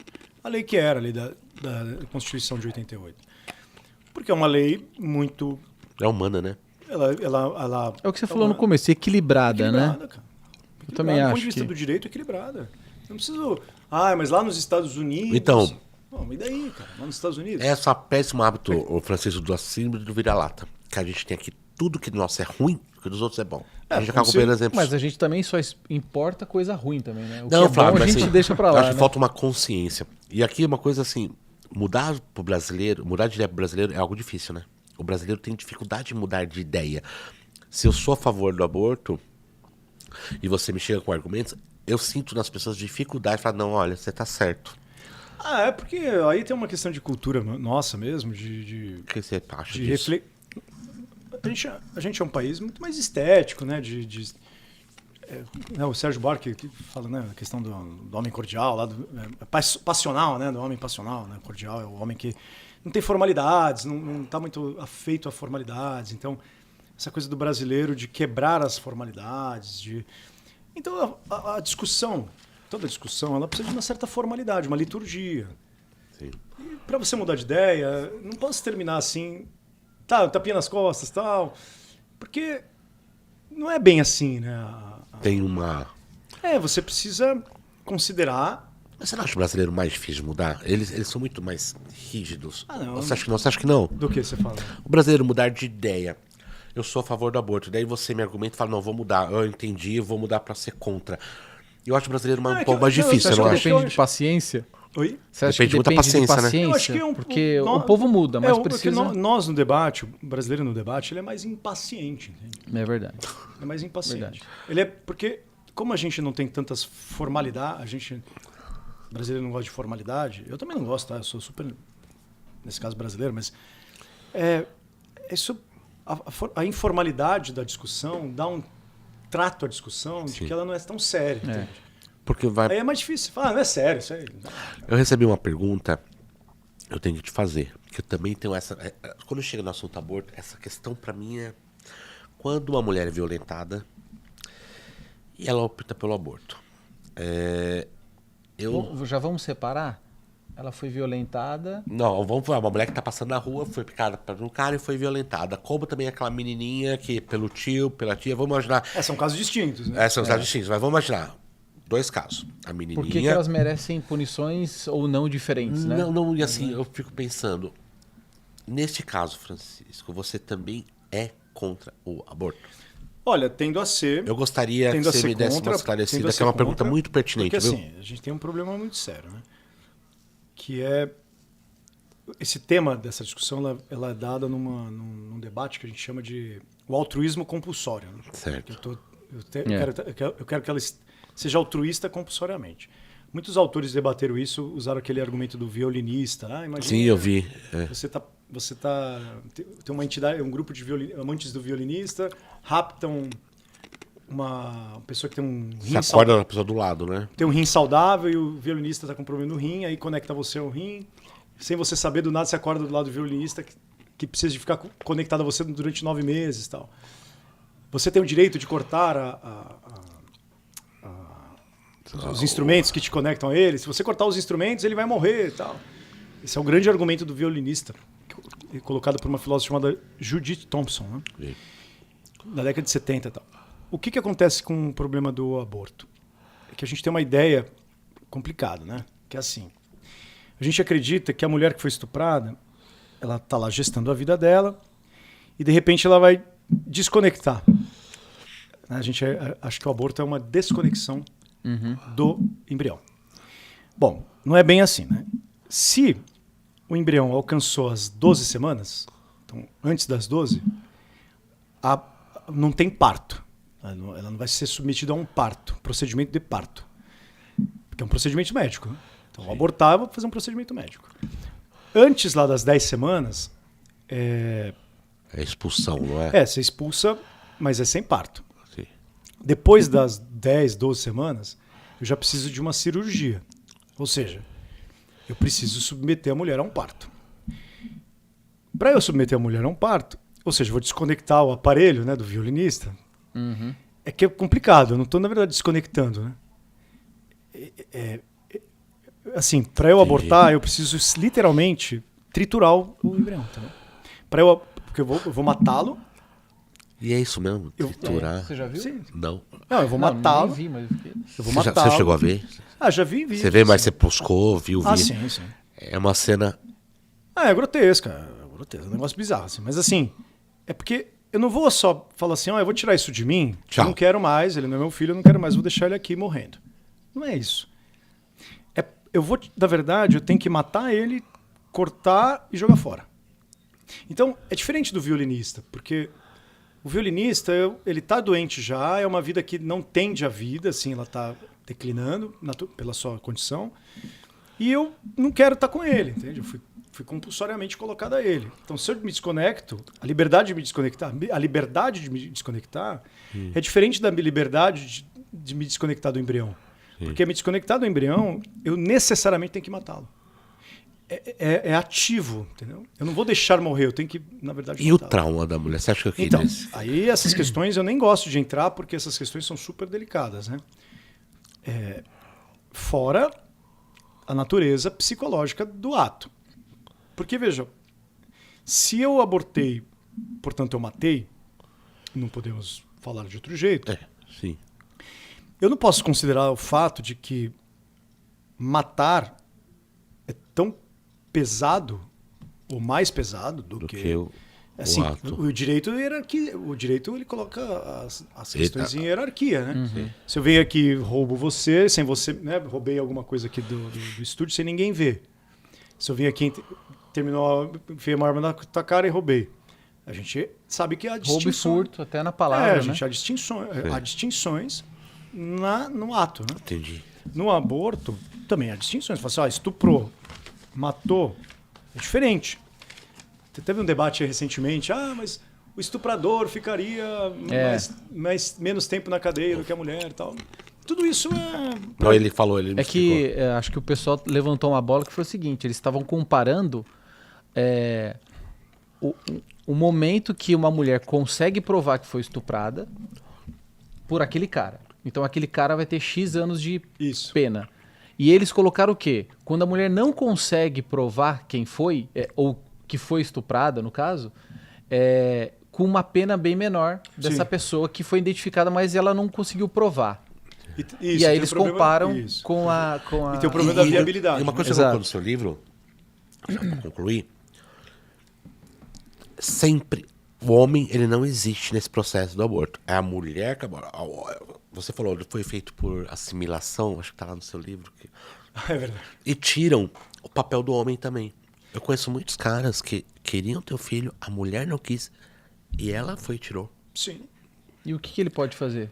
Eles, cara, não, por exemplo, assim, há uma questão moral aí também. Claro, o homem, ele é julgado. Mas olha que coisa curiosa. Esse é um assunto que eu gosto bastante, né? Eu gostei muito do último casal que aparece ali, que você traz a questão do aborto de uma natureza que me parece a mais legítima, né? Porque a gente tem que lembrar que dentro de um guarda-chuva maior, o tema do aborto é só uma varinha ali, uma ó. varinha. Que é o problema justamente da... Pergunta, pode falar aí. Que é o problema da relação, da vida, da ética sexual, Sim. né?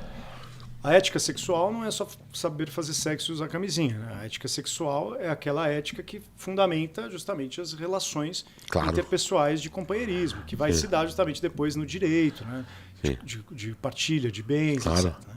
Então, quando a gente fala de formação de casal, então a sexualidade ela é um pilar dessa relação de casal. E aí o que acontece? Quando a gente fala do aborto, a nossa cultura é uma cultura moderna, progressista. Ela fez uma coisa que é brilhante, esse é o ponto de vista lógico, né, da racionalidade dela, de como estabelecer o debate, pautar o debate, que é o seguinte, eu na equação do debate, eu colocar só como problema de autonomia da mulher. Sim. Então eu passo a visualizar o aborto como problema de autonomia da mulher. Mas o problema do aborto não é o problema de autonomia da mulher, porque ele só seria um problema de autonomia da mulher se a mulher autogestasse. Exato. Porque eles falam assim, eu autogestei, olha, eu autogestei. Então o problema é meu e do embrião, né? Sim. Mas ela não autogesta. Veja que o problema do estupro não é de autogestão. O problema do estupro é justamente de um problema social grave, chamado de violência sexual, que é um problema que também está na natureza da sexualidade. Quando uma mulher engravida, ela engravida de alguém, junto com alguém, na verdade. Né? Não de alguém, mas com alguém, né? Sim. O termo correto é engravida com alguém. Então você está falando de uma fundação de uma comunidade, em que o alguém gerado, ele é alguém para os dois, né? Sim. Então ele é alguém em comunidade. Então ele é um fundamento o ato sexual é o fundamento de uma comunidade. Sim. Não estou dizendo que o sexo é só para procriação, não estou falando nada disso. Estou falando que o ato sexual é, em sua fundamentação, um ato que tem a possibilidade de fundar sociedades. Como? Ora, se um homem engravida uma mulher, ele está engravidando alguém junto com ela. Então, formou uma comunidade. Claro. Eu não posso, na equação dessa relação, simplesmente falar, mas o homem não... Extrair. É porque é um raciocínio de abstração, né? E isso me pega muito porque eu sou filho de pais separados. E é interessante, embora meu pai nunca tenha me abandonado, assim, mas foi um pai ausente, mas não um pai que me abandonou. E até eu brinco no meu livro, que eu falo assim, bom, tem gente que fala assim, mas eu não tenho movimentos masculinos, porque poderia ter, né? Sim. Eu acho que seria brilhante, um movimento masculino. O aborto masculino. Muitos homens fazem um aborto, já tem vários movimentos. Existe o aborto masculino, ninguém na sociedade fala disso. Claro que ninguém fala disso na sociedade. Porque não existe nenhuma campanha publicitária, não existe discussão no parlamento de homens que pretendem criar movimentos de abandono. Porque de repente, começa a surgir um movimento masculino de abandono. Gente, é o seguinte, o homem, na verdade, deveria ter o direito de não querer ter o filho. Então, sua mulher engravida, ele pode simplesmente falar, não quero saber. Se vira. Aí vamos criar uma revista, vamos criar um fórum de discussão, vamos criar uma agenda na Assembleia, vamos levar na Câmara dos Vereadores. Na universidade a gente vai criar um movimento lá dos católicos pelo direito de abandonar. Sabe? A gente cria uma ONG com financiamento bilionário do Estado. Pronto. Porque aí a gente tem discussão, entendeu? A gente vai ter discussão. Peraí, gente, o homem querendo abandonar? Mas eles já abandonam. Então ele pode abandonar, é uma questão de saúde pública, porque os homens que abandonam geram um problema de saúde pública. Filhos abandonados têm a tendência de ser mais violentos e cair no mundo das drogas. Então a gente libera o abandono, porque aí... Não tem noção, né? Sabe, Por que trouxe essa pergunta que é pertinente, sabe? Não sei se você a sua pergunta é ótima. Quando se discute a minha grande questão do meu livro, eu termino o meu livro, na verdade, é óbvio que o meu livro é uma areia no universo, oceano, né? Ali na... Mas assim, eu termino o meu livro evocando justamente o senso profundo de que o aborto é um problema de comunidade, né? De fundamentação de comunidade. E não um problema de homem, de mulher... não um problema de embrião. Sim. O problema é assim, como nossa sociedade, como nossa cultura melhor, social, pensa a fundamentação das relações comunitárias. Eu acho que isso resume o seu livro. Tem uma pergunta, Flávio? Porque, pra mim, assim, olha, deu 1h30. Tá? 1h40 de entrevista. 1h40? Foi a entrevista mais longa que eu tive até agora. É mesmo? Mas parece que nem começou. Tem alguma pergunta pra terminar, pra concluir? A pergunta não vai acabar, né? Mas faz uma assim que possa... Eu respondo rapidinho. O lobby, 3 segundos. O lobby do aborto. Vocês são bons entrevistadores. O lobby do aborto. Lobby do aborto no mundo. O lobby do aborto? Sua visão sobre isso aí. Porque não é só um movimento aqui, outro ali. Existe um lobby gigantesco, milionário, né, para não parar isso. Eu acho que o lobby do aborto é o lobby da nova eugenia. Na minha opinião. Olha, que a grande forte, hein? Sabe aquele filme da Marvel que tem o Thanos? Sim. Nossa, eu dou muito esse exemplo aí, porque eu acho que ali reflete uma coisa da sociedade, o filme da Marvel, né?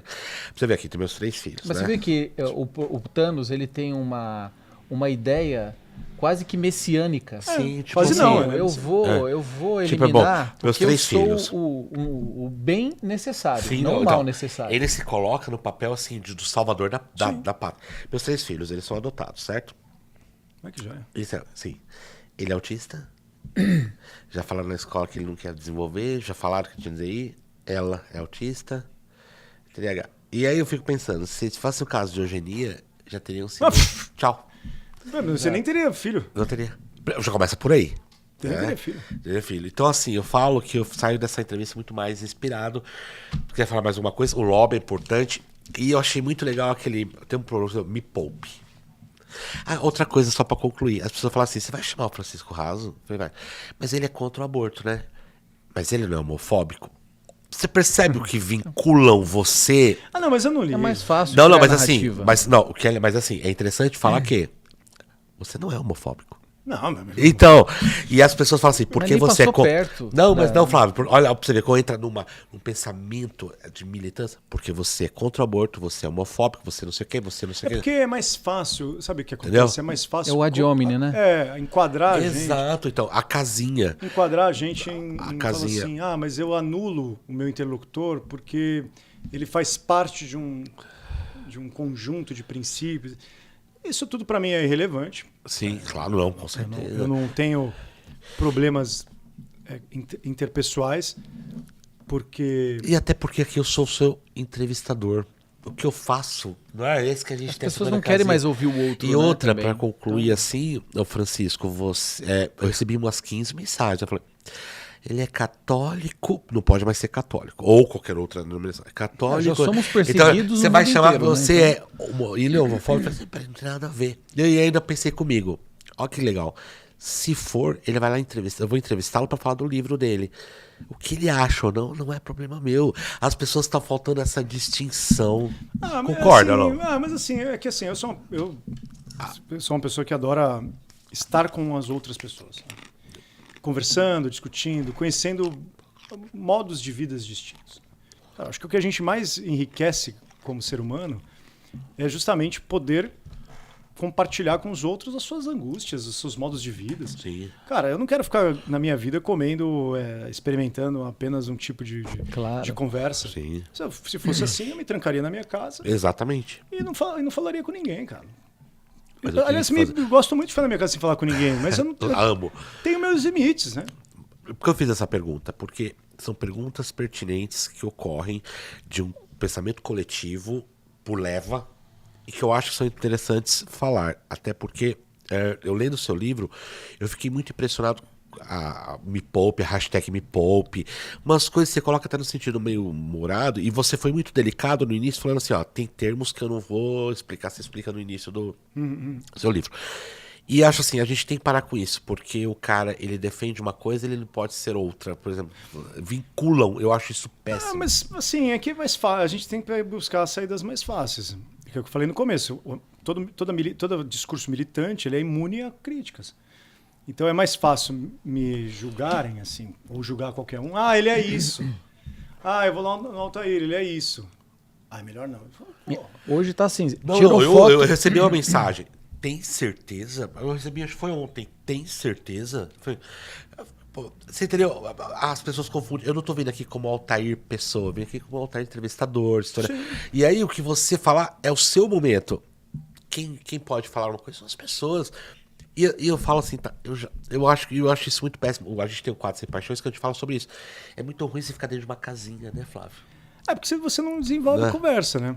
Não, e você desenvolveu. Mais uma pergunta? De novo, eu tenho milhões. Mas só mais uma só. Mais uma? É. Você não... Você, né, Francisco? Preciso chamar de senhor, né? Você. Pelo amor de Deus, um cara aí de 30 anos. Você Obrigado. não... 46. Você se incomoda de ser conhecido como o cara que fala do Abertamente. assunto do aborto, Eu não posso ou me filósofo incomodar. do aborto? Eu não posso me incomodar de uma Já coisa sofreu que... alguma ofensa? Já, mas eu não ligo, sabe? Não é uma coisa... Assim, não é um tipo de coisa que me abala, entende? Então, assim, eu jamais vou considerar isso como um problema. Ótimo isso. Porque eu estava até pensando no caminho para cá, dessa pergunta ser iniciada com um propósito. Se esse for o seu propósito, você nunca vai se incomodar. assim, né? vou ser sincero, eu gosto de falar de outras coisas. Eu gosto de falar de videogame, filme. Eu percebi, filme é legal, Eu você gosto tem muito a muito. informar. Assim, cultura pop, eu sou fascinado, gosto de falar de futebol, gosto de falar de política. Adoro, né, o tema de política. Então, assim, é que Então eu já te convido para um próximo episódio, você viria? Claro, Aí, ó, sempre à já disposição. tá. É porque Inclusive, o outro tema, que o é a meu tema da imaginação imaginação totalitária. totalitária. Poxa, eu gosto O meu mais outro ainda. livro que eu estou terminando de escrever agora é sobre a relação entre religião e política. Aí, ó. Gosto de falar de arte, adoro arte. Aceita convite, então? Claro, tá Então, beleza. aceito. Então, para mim, quando eu escrevi... O que acontece? Quando eu escrevi o livro fui convidado para escrever um livro do aborto pelo Carlos Andreasa, meu editor. O livro foi um sucesso, vendeu muito, está na sexta edição já, indo para a sétima. É que assim, eu sabia do risco. Eu sabia que eu ia ter que falar desse Que assunto. daria algum problema, com certeza. Então assim, eu tenho que assumir uma responsabilidade. Agora, eu não quero reduzir. É que assim, se as pessoas me chamarem para ir falar disso, já fui chamado do Senado, já fui chamado não sei o quê, já fui homenageado lá na Câmara dos Deputados, tudo que, pelos movimentos pró-vida. Ah, mas eu raso, falo de aborto, falo tão bem. Tá, mas assim, também falo de outras coisas. Pode me convidar para outras coisas. Né? Pode me convidar para churrasco, vamos lá vamos ver o jogo. Entende? Assim, eu não quero ficar Vinculado só a esse assunto. É que, para mim, esse assunto eu fiz com muito cuidado. Você leu o meu livro, viu como ele é. E eu falei assim, você tem vários assuntos, mas eu gostaria de falar sobre esse. Tudo bem? Você falou, tudo bem. Exatamente. Você me perguntou. E por que é pertinente hoje? Pertinente. Eu gosto de falar porque, para mim, discutir é colocar as coisas em claro. E, de qualquer maneira, eu não vi você julgar em um momento quem faz. Você falou assim, uma coisa que eu deixei claro, até que a gente pesquisa, a gente faz uma análise. Assuma a responsabilidade. Não ache desculpas para esse ato. Eu achei isso muito importante. Ninguém está falando para você fazer ou não fazer. Eu não estou aqui para falar não faça, colocando uma cruz em cima de você. Não. Você falou, só que seja assim, eu fiz. Não ache desculpas, eu fiz. E isso abre. E a pessoa até se sente mais, sabe, até mais tranquila. Sabe que eu fiz mesmo. Qual o problema? Do que ficar, olha... O julgador ali, entendeu? né? Francisco, essa caneca é presente pra você. Sério? Você tomar um café. Eu adoro uma caneca. Eu gostaria muito que você tenho uma compartilhasse, que você tomasse um cafezinho para os seus livros. O convite está para o próximo, falar desse político. Até se for para lançar o livro. Vou lançar o livro. Você vai só em 2025. Vai tomar não há problema. Até lá, eu já assim, será o momento ideal. Te agradecer, cara. Por você que você é uma pessoa extremamente com a agenda ocupada. Uma pessoa que tem um carinho. Em setembro, vou entrevistar o nosso amigo de história. Aqui eu tô assim, empolgado, que vai também levar 2 horas. Que ele tem uma visão. Ele é como historiador como eu, ele não tem uma visão marxista da coisa, ele tem uma visão diferente. Mais liberal, né? E que é o certo. Que as pessoas falam que a gente tá errado, mas não, é o certo. Se você pegar os documentos, que também vai ser uma entrevista que vai ficar 2 horas aqui. Ele fala, hein? E uma educação. Mas fiquei muito feliz de você ter. Não, e uma educação, assim. Exemplar. E agradecer e saber assim que você contribui para este canal. Eu espero que tenha muito achismo e fake news tenha saído. Principalmente. Que o debate não precisa acabar agora. Não, e assim, Flávio, porque opinião não significa julgamento. Você não julgou ninguém. Você fez um texto, bazar, uma opinião. E, aliás, se as pessoas quiserem conhecer mais meu trabalho, eu escrevo para o jornal Gazeta do Povo, tem uma coluna lá. Eu vou deixar tudo na descrição do vídeo, tá? Se quiser discordar de mim, é só ir lá e falar, não concordo. Isso eu falo, a gente fala aqui também. Um grande abraço. Muito obrigado. Prazerzaço. Obrigado, viu, gente? Prazer. E nos despedimos dessa longa e maravilhosa entrevista. Nos vemos no próximo E Sabe o Quê. Muito obrigado. Todos fiquem com Deus, porque eu acredito nele. Tchau.